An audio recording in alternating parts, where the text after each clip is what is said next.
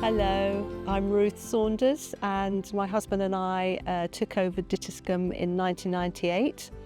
We've got about a 20-acre patch here in the South Hams, South Devon, and we have also 6 holiday cottages which we've managed and run as part of the estate.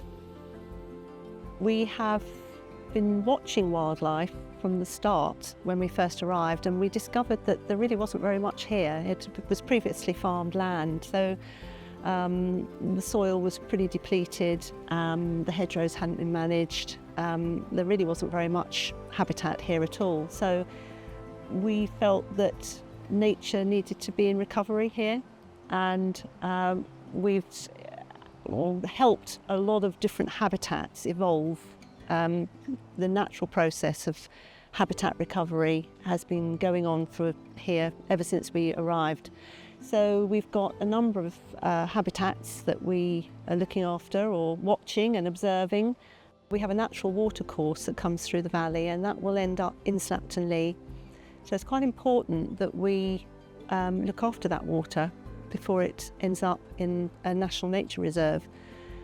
So we have to look after the runoff that comes from the surrounding fields, and we've been looking after the water by putting in silt traps and scrapes, ditches and streams and ponds, and that provides lots of different varied habitats for wildlife on the way through the valley. Every part of the valley has got a different environment. So you're really looking for a mosaic of habitats, and one of the features here is unimproved grassy meadow in the higher part of the valley, and it's very beautiful, but it's not what some people expect to see necessarily. It's not a wildflower meadow. It is filled with grasses and some hogweed and various other plants that a lot of people maybe don't like very much. But from a wildlife perspective, it is wonderful. And we've been very lucky to see and hear some soul buntings recently.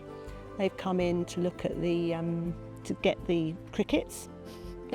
And we've also just found our first orchid, a butterfly orchid, in the grass, and that was very exciting. When you start finding new species, it lifts your spirits. That you just feel that you're doing the right thing, you're going in the right direction. So the grassland is very important, but of course we need other habitats too. We need the thorny scrub. That's a really, really good habitat for small birds, and we quite frequently, although we hear the small birds, we see the kestrels and we see the sparrowhawks coming through. They pick off the little birds, but you know, that's all part of the chain, the wildlife chain, and that's usually a good sign that we've got plenty of small birds. We've got our hedgerows. We've probably got about 3 miles of hedgerows here at Dittiscombe, and we've got a woodland with about 4,000 deciduous trees. That was planted about 25 years ago, and it's doing really well. We've got a small hazel coppice as well.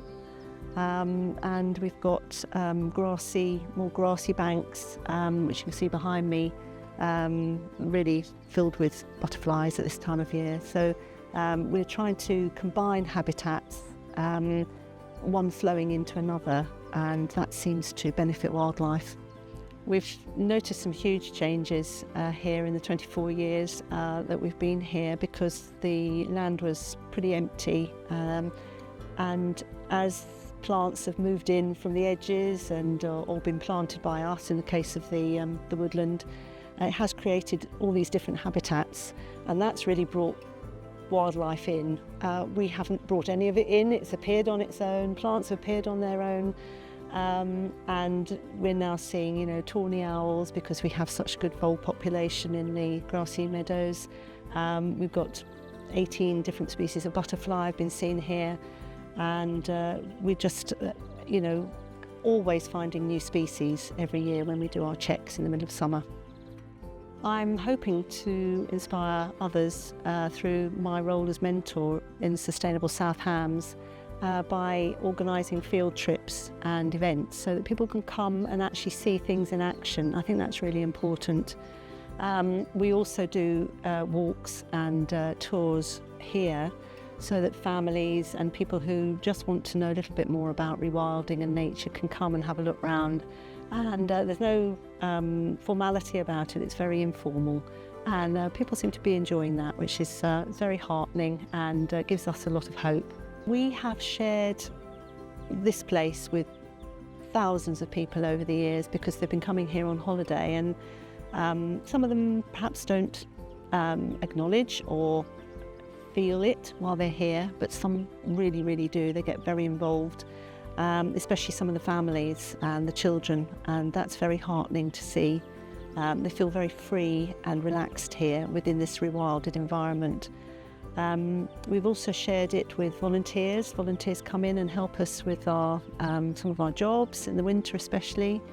We're also sharing it with the Devon Rewilding Network and also wilder communities, which we're very thrilled about. The most challenging part of the journey, I think, has just been getting over ourselves as humans, where we want to interfere, we want to control, we want an outcome. And this has been a battle, really, to say, don't interfere, don't expect an outcome, leave nature to come in and just find its own way.